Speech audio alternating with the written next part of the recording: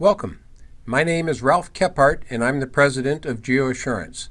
FEMA and local flood zones. This is the first in a series of mini-classes I'll be giving on natural hazard disclosures.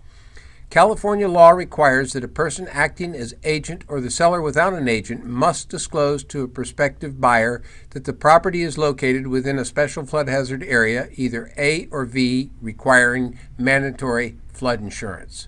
So let's get started. On this first slide, I've overlaid a FEMA flood zone on top of parcels and also showing buildings using our GIS system. You can see the accuracy. An important difference between California and FEMA. California law requires that we say yes on the natural hazard disclosure statement if any portion of the property is within the FEMA flood zone. FEMA, however, insures the structures.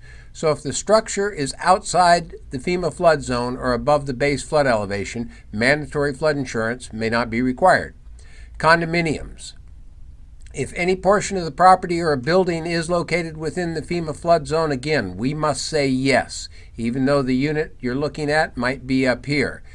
It is important that you check with the Homeowners Association of the condominium project to verify the policy limits and coverage. Also, check with your lender and your local insurance agent. Let's look at another situation right here. Notice this house is barely within the FEMA flood zone. Could it be removed? Perhaps. That would require applying to FEMA for a letter of map amendment or LOMA. This removes the structure or property from the flood zone. Some properties and structures on natural ground may be at or above the elevation of the 100-year flood zone. This elevation is most commonly referred to as the base flood elevation, or BFE. FEMA verifies that the applicant's land, or at least the land immediately adjacent to the structure, is high enough to be above the base flood elevation. This verification and submittal must be done by a licensed land surveyor or registered civil engineer. A letter of map change is issued if the structure is above the FEMA flood zone. Let's look at an example. This is a FEMA map showing a FEMA flood zone, zone AE. We're going to look at a house right here.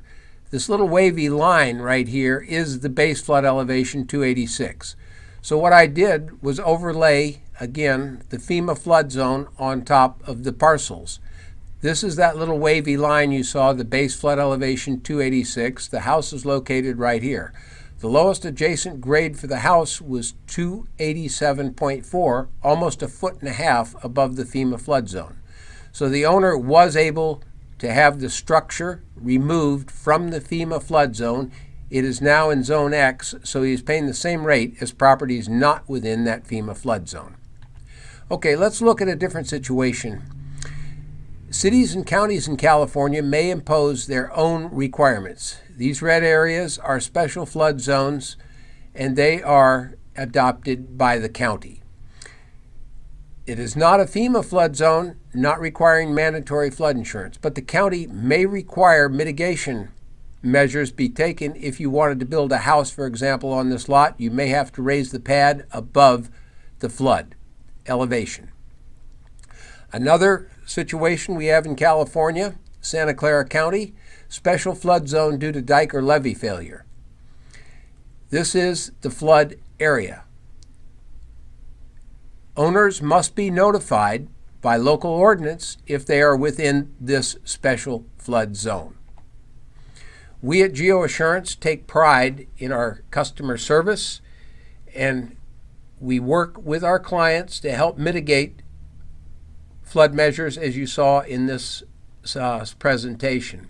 If you have any questions or would like additional information, please feel free to give us a call at 888-806-1088 or email us at info@geoassurance.com. Thank you.